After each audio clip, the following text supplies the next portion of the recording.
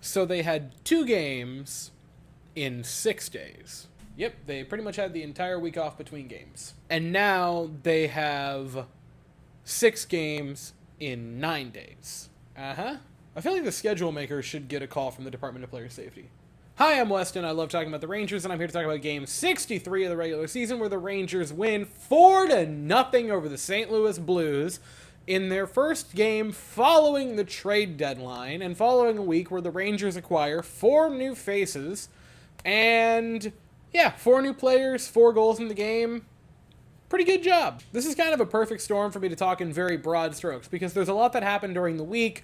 There's quite a few things that happened during this game. Also, it's just incredibly straightforward. It was 4-0. And also the fact that we're losing an hour of sleep tonight because of daylight savings. Side note, it's like the 12th time that the clocks have changed since the state of Florida agreed to get rid of it. Bureaucracy! So, during the week, the Rangers go out. They get Nick Patan, Chad Ruedel, Alex Wenberg, and Jack Roslovic. To talk about the minor things first, Chad Ruedel and Nick Patan are relatively unnoteworthy. They are perfectly fine depth pieces that are going to come in handy when the playoffs start. I don't know that either of them are going to play more than 5 games in the remaining 20. They didn't play tonight, and now there's 19 left. If both of them see a combined 10, I would be kind of shocked. They are depth pieces, and a guy like Ruedel is probably just going to be brought in for specifically when someone gets hurt in the playoffs and you say, all right, go at him. Or you just start him in game 1 and tell him to go hit everyone on the planet and see what happens. I'm perfectly fine with that, by the way. Nick Patan, same thing. It's 4th line depth. It's once someone inevitably, and I hope I'm very wrong, I hope no one on the Rangers gets hurt, but once someone gets hurt in the playoffs, he will be thrown onto the 4th line as everyone moves up in front of him. They're perfectly fine. Alex Wenberg was the first one. I like that a lot. I like Alex Wenberg. I think he is a very, very good 3rd-line center. I think he would probably be passable as a 2nd-line center. And, yeah, as a rental, which is very much what that probably is, on account that you'll be getting Hedl back next season, I'm fine with him as the 3rd center for right now. If you do resign him and you make him the 4th-line center going forward, or you just keep him around as depth and see what happens, that's cool. But if it's very much, it's probably a rental, and that's fine. I like him. I think that's a solid move. Jack Roslovic, I'm pretty high on. Solid player. He looked fantastic tonight. Him and Wenberg both looked great tonight, honestly. Wenberg drew a penalty. He looked pretty good in some special teams play. And then Roslovic looked incredible on the first line. Had a couple of chances tonight. Flying up and down the ice. He looked good at all 200 feet of the ice. I like both of them. I am slightly off-put at the fact that those are the moves the Rangers made. I thought that this was going to be I thought they were going to be the complementary pieces. Because you look around the league, you look around the Eastern Conference, Florida makes a couple of larger moves. They go out and they get a guy like Vladimir Tarasenko. The Canes make a couple of really big moves, including the Gensel deal, first and foremost. Even teams like Tampa make a couple of moves that clearly better themselves. I'm pretty high, relatively, still on Matt Dumba, and I would have liked the Rangers to have gotten Anthony Duclair, to be quite honest with you, and he had a goal tonight in that absolute just washing of the Philadelphia Flyers by Tampa. It was 7-0. It was 4-0 10 minutes into the first period, by the way. Like, that was... Good Lord, what a game for Tampa, but we get to face them this week. I get to be at that game. That doesn't feel too wonderful, if I'm being honest. I'm getting way too off topic. Seeing everyone else in the Eastern Conference make what I would say are bigger splashes than this kind of make you a little off-put at first. It's one game. It is one game, and I'm very well aware that it's one game, and I do not want to be held captive to the moment. I feel great following that game and following the deadline. I wasn't yesterday. I was dismayed. I was upset. Thinking, really, this is the whole deadline. Are these 2 guys, really? Because Patan and Ruedel, whatever, throw them out the door. It's these 2 guys. And then tonight, the game, the play, where they slotted in, they just felt great. Wenberg looked so good on the 3rd line, man. It's like he'd been there his whole life. And Roslovic just brought energy to the first line again. He looked the most comfortable of the 3. And I think it's obvious that he's, being brought into a big market team, being put on the first line with a couple of star players, and also the fact that he's probably going to see playoff hockey for the first time in his career. Maybe. How long has he been? How long?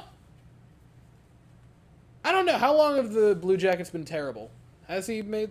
Regardless, like going from a very not good team in Columbus to a very good team in the Rangers, he was shot out of a cannon. He looked the most comfortable on the first line. Hopefully, he becomes the gasoline and match to Zibanejad and Kreider 5-on-5. That would be wonderful. Again, it's one game. You got to feel really good about the deadline following this game. And the game itself was just 60 minutes of the Rangers pummeling the Blues under the ice. There's no other way to put it. They just always looked better. They looked better from the first 10 seconds of the game until the final horn.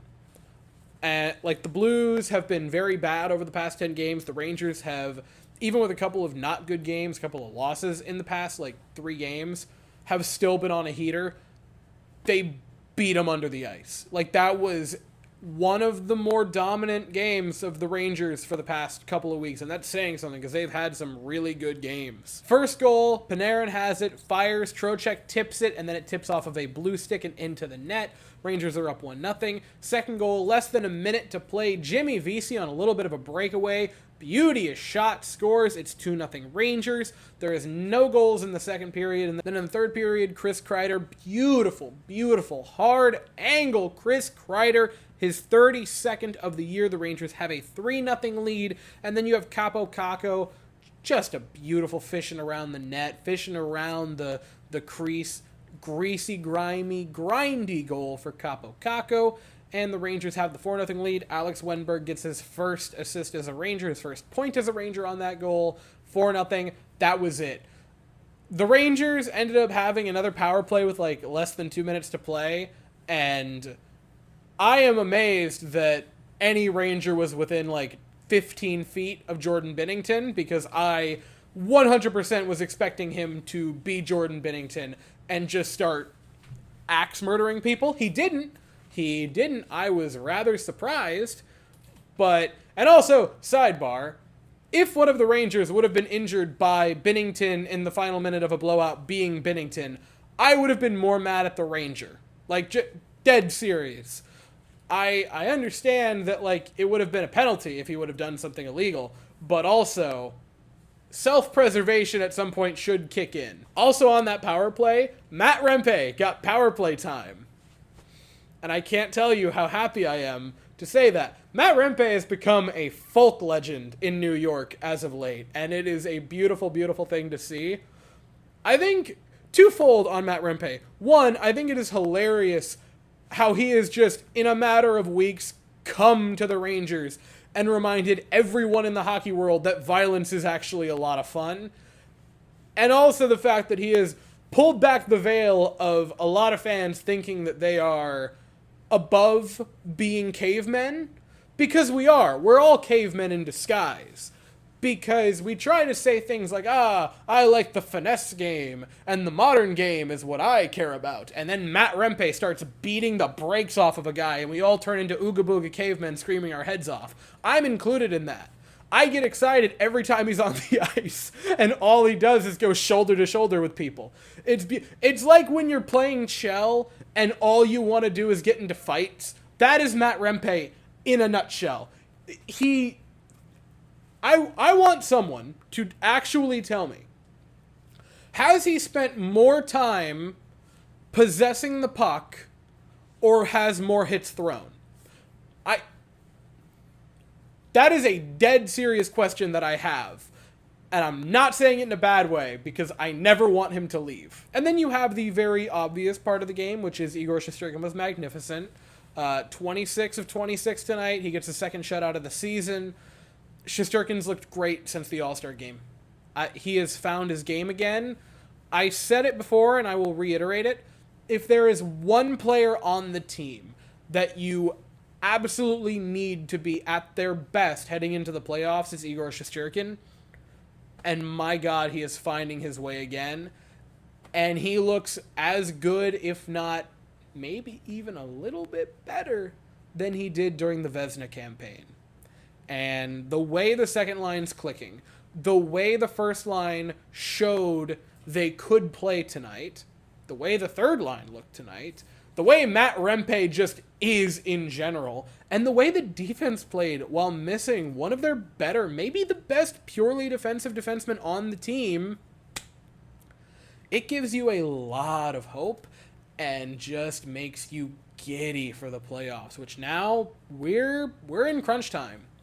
There are 19 games remaining until playoff hockey for the New York Rangers, and now they are in complete correction mode. It's time to fine-tune every little piece of this machine as they continue to head towards the playoffs. So they have an off day tomorrow night, but Monday evening they are back in action. They are home in Madison Square Garden to take on the New Jersey Devils for the first part of a back-to-back. The second game will be Tuesday in Carolina, but we'll talk about that in due time. As for right now, that is all I have to say, so if you enjoyed the video, please consider to like and subscribe. Thank you all so very much for watching. I hope you all have an absolutely fantastic day, and as always, go Rangers.